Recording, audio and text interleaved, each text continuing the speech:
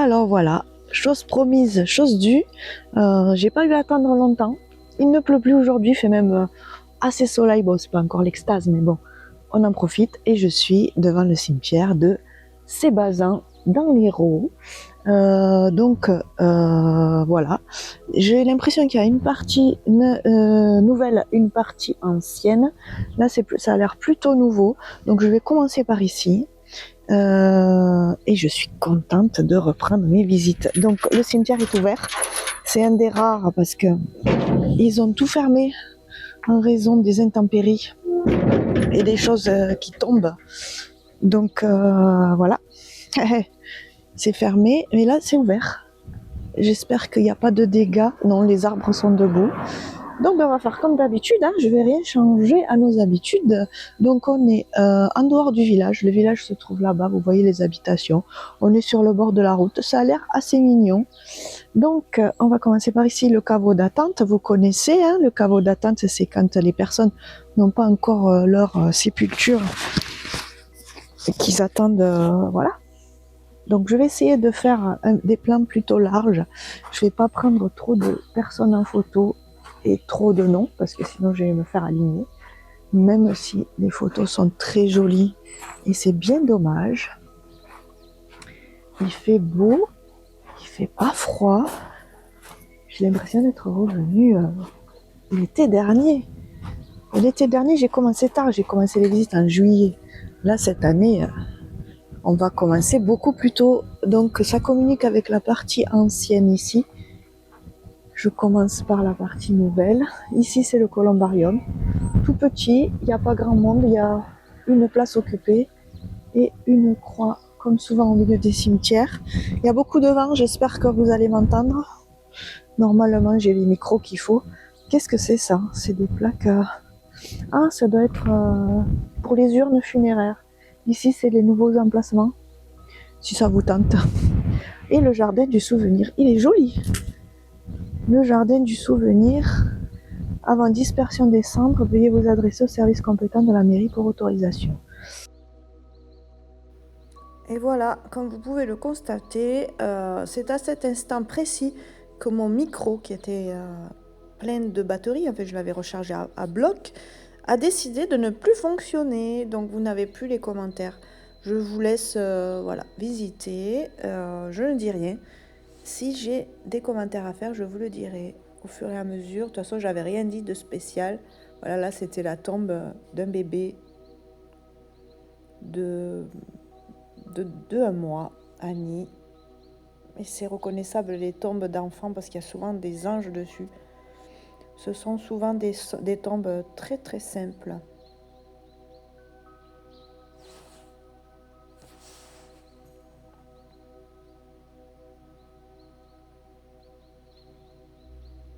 Ici, on était sur la partie vraiment très moderne, sans grand intérêt. Il y a beaucoup de vignerons, on est dans le Saint-Chinianais. Beaucoup d'agriculteurs et de vignerons. Vous voyez, il y a beaucoup de pots renversés parce que, bon, c'est les stigmates de la tempête. Malheureusement, il y a eu beaucoup de dégâts. Et là, on passe vers la section beaucoup plus ancienne et donc beaucoup plus intéressante pour nous. Voilà, vous voyez encore quelques tombes modernes au milieu, mais on a ici là les tombes les plus anciennes. Là, on a une curiosité, une croix. J'ai pas l'impression que la personne enterrée soit là. J'ai l'impression que c'est une croix qui a été ramenée d'ailleurs, peut-être d'un ancien cimetière ou d'ailleurs. Je ne sais pas. Jésus. Vous voyez, je filme très peu les photos cette fois-ci. On va éviter les noms et les photos. Et là, j'ai vu vraiment un très jeune homme. Je n'ai pas regardé son nom.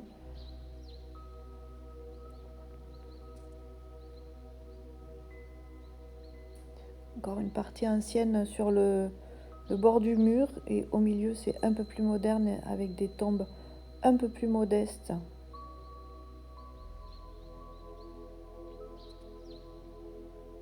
Problème de micro dans les cimetières, ça m'arrive très souvent.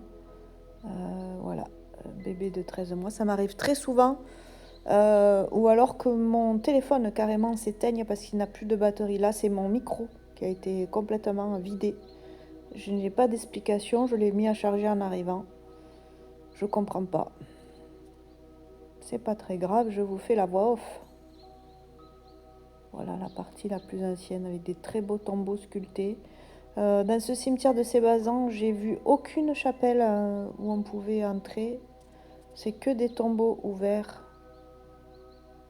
Voilà.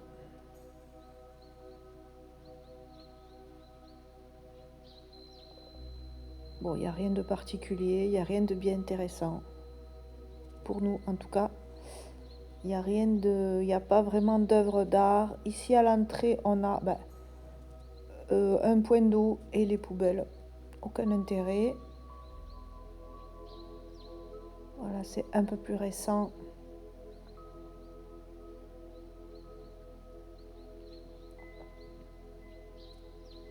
Et on a encore une croix au milieu.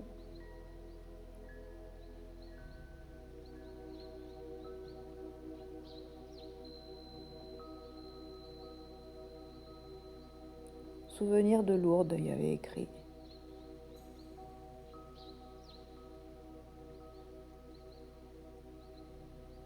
Voilà, un alignement de tombes anciennes.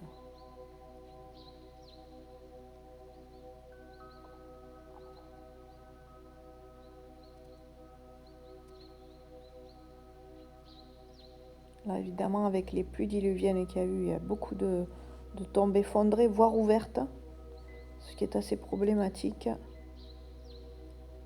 Je pense que les marbriers vont avoir beaucoup de travail. En général, ils font leurs travaux l'hiver. Voilà, là on a un tombeau avec la représentation du cercueil en pierre.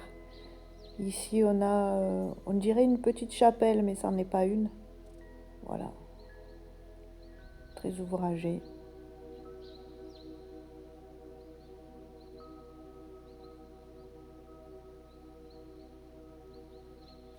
Et là j'arrête la voix off parce que j'ai constaté que mon micro s'est remis en route.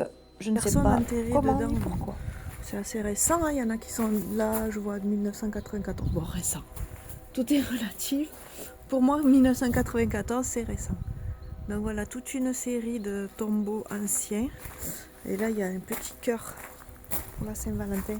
Alors, je ne sais pas à qui il appartient, hein. Je vais le mettre de côté. Je ne sais pas à qui il appartient. Il a dû s'envoler parce qu'il est effectivement très léger. Avec une fleur jaune, ben voilà.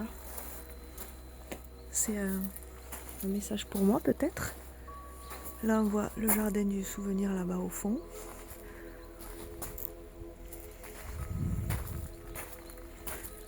Écoutez, ben voilà, hein, je pense qu'on a fait le tour. C'est tout, il n'y a que ça. Qu'est-ce que c'est là-bas? Il y a une jolie petite maison.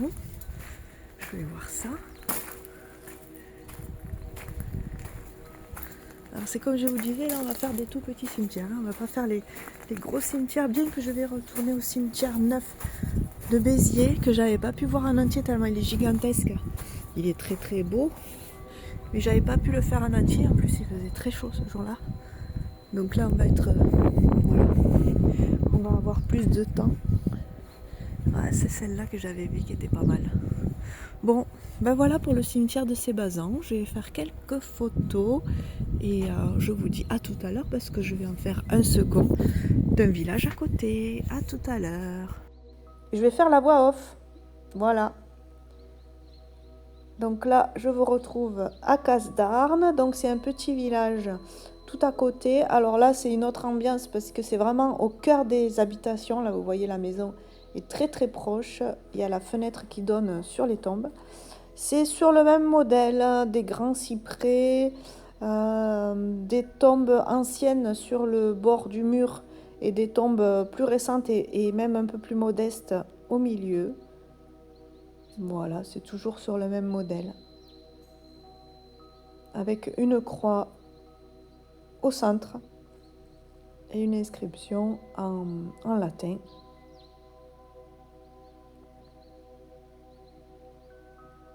Voilà. Je suis contente de voir que les arbres sont encore debout, ce qui n'est pas le cas de partout.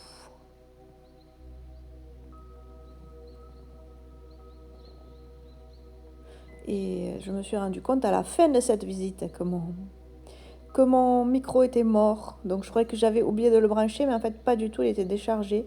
Et j'ai pas de témoin de charge, donc j'ai continué à parler alors que j'aurais pu parler directement dans mon téléphone, hein. Voilà, donc lui, quand le micro est mort, il n'enregistre rien du tout. Et c'est bien dommage. Je vous laisse profiter de la visite. Ici, c'est la tombe d'un curé avec une très belle statue, je pense, en métal, mais c'est pas un métal précieux, hein. Et elle est creuse en plus.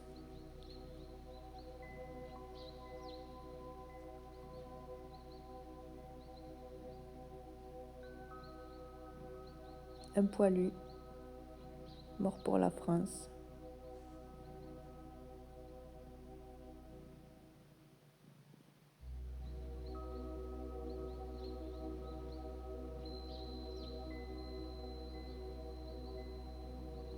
Ici, il y a quelques petites chapelles que vous voyez dans le fond. Et là, j'ai trouvé des jolies photos en noir et blanc que j'ai choisi de montrer. Là, nous avons une chapelle évidemment qui est fermée. Il n'y a plus grand chose dedans. Une croix.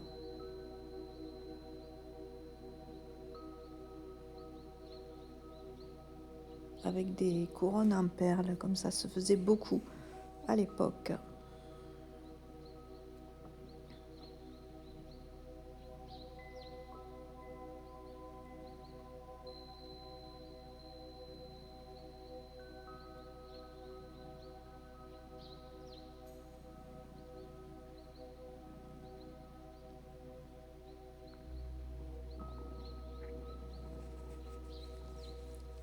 Dans le fond, j'ai repéré une belle sépulture avec des colonnes.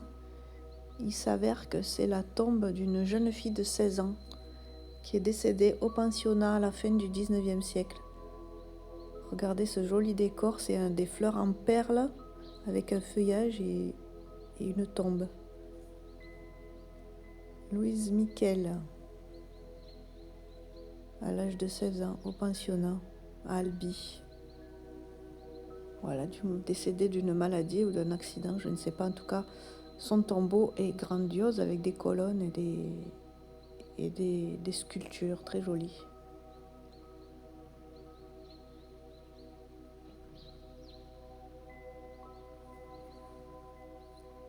Là aussi, il y en a un qui est assez volumineux.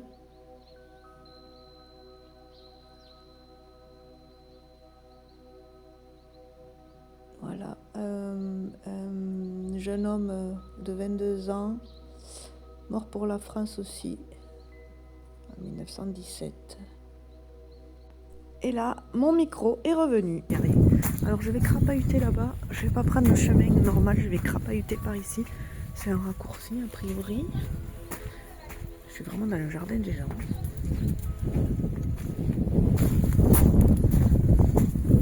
Donc je passe dans la partie beaucoup plus récente où il y a une seconde entrée. Ah, on a des pots faits avec des coquillages. On ne voit pas souvent. Et une seconde croix au milieu de ce qu'il y a écrit. Je suis résurrection. Je suis la résurrection et la vie. Et on est entouré de 4 magnifiques arbres qui sont toujours debout, heureusement. Ici on a pour mettre des bougies, je pense que c'est plein d'eau.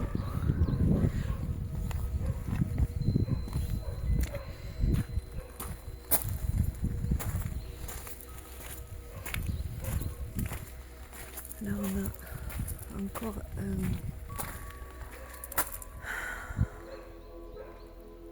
un autre fils et frère bien-aimé, Serrano André, fusillé par la barbarie allemande le 13 août 1944 à Mont-Laur, Haute-Garonne, à l'âge de 22 ans. Lui, je vais faire des recherches sur lui. Parce que je recherche activement Tous ceux qui ont été fusillés durant l'année 44 par les Allemands, il y en a eu beaucoup, dont ceux de Fongin, et lui apparemment il a été fusillé ailleurs, en Haute-Garonne, et ça m'intéresse. Oh, quelle jolie photo. Ici on a une tombe toute simple, deux tombes jumelles, avec des croix en bois très simples, il n'y a aucun nom. Là il y a eu des noms mais on ne peut pas lire. Voilà, encore un pot avec des coquillages. En fait je vois ça, mais j'en ai vu qu'ici. Est-ce que mon micro fonctionne? J'ai un doute. Parfois mon micro s'éteint tout seul, ou alors ma batterie se vide toute seule. Voilà, c'est beaucoup plus récent, donc j'avais pas trop filmé, je vois juste cette tombe là qui est assez originale. Oh, c'est joli, hein. Bon, c'est trop récent, je peux pas trop filmer. Ouais, ici c'est ultra récent, je vais pas m'y attarder.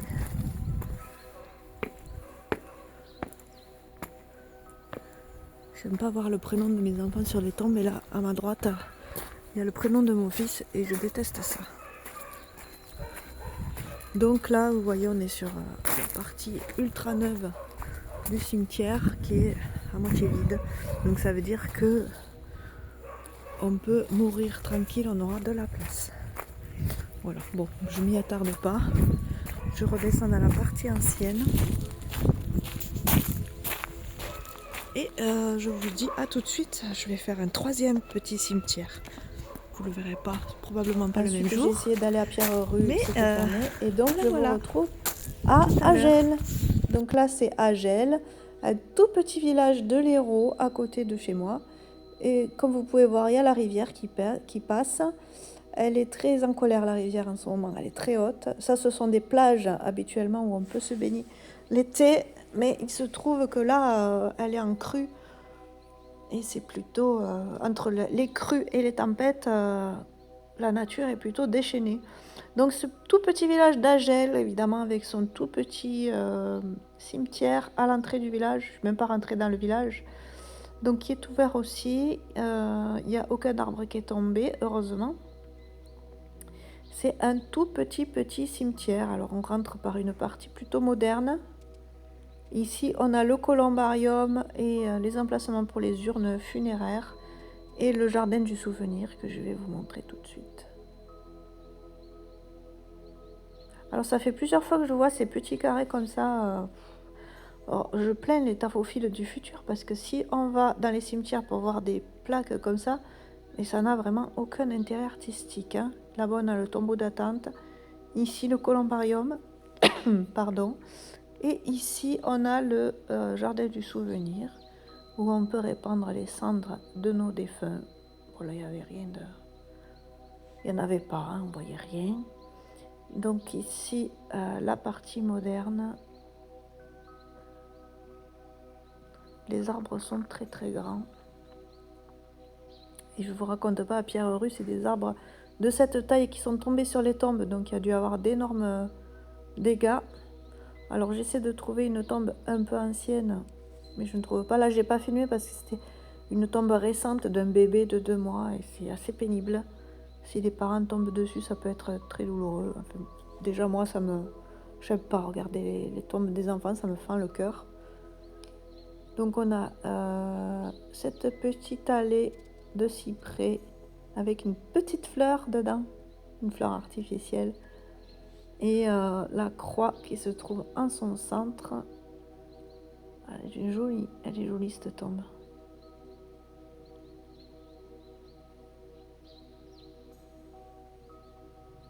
Et donc je continue à déambuler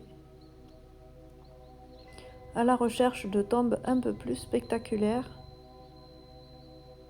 Et il n'y a pas grand chose à voir dans celui-là. Et je disais justement que j'allais retourner au cimetière neuf de Béziers, qui est très grand, que je n'ai pas pu faire en entier l'année dernière. l'été dernier quand j'ai fait les visites des cimetières de Béziers. Il faisait très très chaud ce jour-là et j'avais plus de temps. Donc j'y retournerai. Le cimetière vieux, j'ai beaucoup déambulé dedans, mais c'est les cimetières neufs, beaucoup moins, qui est pourtant très très très très joli, très agréable. C'est carrément un jardin public. Il y a des arbres magnifiques. Ici aussi, on est en pleine nature, hein, vous voyez, c'est la pinède. Là, j'ai trouvé les tombes les plus anciennes du cimetière, qui restent cependant très simples. Là, dans le coin, j'ai vu des écrits, mais c'était pour les tombes à la reprise. On voit qu'il y a eu beaucoup de dégâts, hein, ça s'est beaucoup envolé.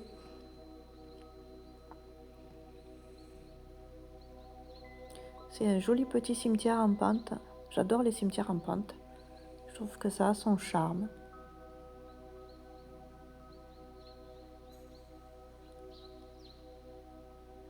Là, ça doit être pour déposer des outils ou du matériel. Et là, c'est de loin la tombe la plus intéressante du cimetière, avec sa statue de la Vierge. Donc voilà, on n'a pas grand-chose à voir. C'est paisible, en face de la rivière.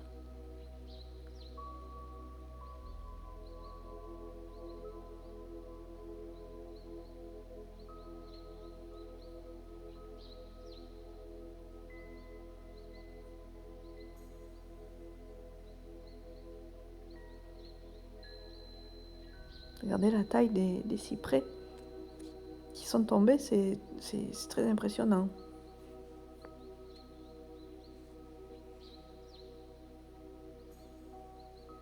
Et soyez bien attentifs, c'est le retour de mon micro pour le moment, qui n'est pas je vais en déchargé. avoir d'autres évidemment. Mais là pour aujourd'hui, je vais m'arrêter là. Je sais pas, mais ça me pompe beaucoup d'énergie quand je vais dans les cimetières. Je suis épuisée en sortant. Pourtant j'ai fait ma bulle de protection, mais c'est assez énergivore, on va dire. Qu'est-ce qu'on a là-bas? On a une jolie plaque avec une photo noir et blanc comme je les aime. Est-ce que c'est récent? 1962. Oh, c'est Josette. Elle est belle. Bon, je la prends en photo, je la prends en vidéo. Elle est très belle. Voilà, voilà. Bon, allez, eh ben, je rentre. Regardez la rivière, c'est impressionnant. Et je vous dis à tout à l'heure. Alors, petit débrief post-vidéo au pluriel que j'ai fait ce matin, les 3. Donc, comme vous l'avez constaté, mon micro a fait des siennes et que je n'explique pas parce que s'il avait été déchargé, il ne se serait pas rallumé tout seul. Il s'est rallumé tout seul en fin de chaque vidéo, tout le temps à la fin. Donc, il y a quelqu'un ou quelque chose qui voulait pas que je parle et qui voulait peut-être pas, il fallait peut-être pas entendre certaines choses. Je ne sais pas, j'extrapole. Je peux pas vous dire. Je ne l'explique pas. Quand je suis rentrée à la maison, que j'ai voulu charger mon micro, il n'était pas spécialement déchargé. Donc il n'y avait vraiment aucune raison pour qu'il s'arrête comme ça en plein milieu de mon discours et reprenne plus tard. Je n'y ai pas touché, je ne l'ai pas allumé, je ne l'ai pas éteint. Je fais comme d'habitude, en entrant dans le cimetière, en sortant de ma voiture, je branche le téléphone avec le micro. Et je n'y touche plus. De toute façon, je ne vois pas le voyant lumineux vu qu'il est là. Ah, le chat. Puisqu'il est là, je ne vois pas quand il s'arrête ou quand il... Oh, le cadrage est exceptionnel. Je ne peux pas vous dire. Je n'en sais strictement rien. Je n'ai pas d'explication. Je vous laisse apprécier. Et je vous laisse vous faire votre idée. Et je vous dis à bientôt. Et merci d'avoir suivi si vous êtes arrivé jusque-là. Je ne sais pas si vous êtes arrivé jusque-là. En tout cas, si vous êtes arrivé jusque-là, merci.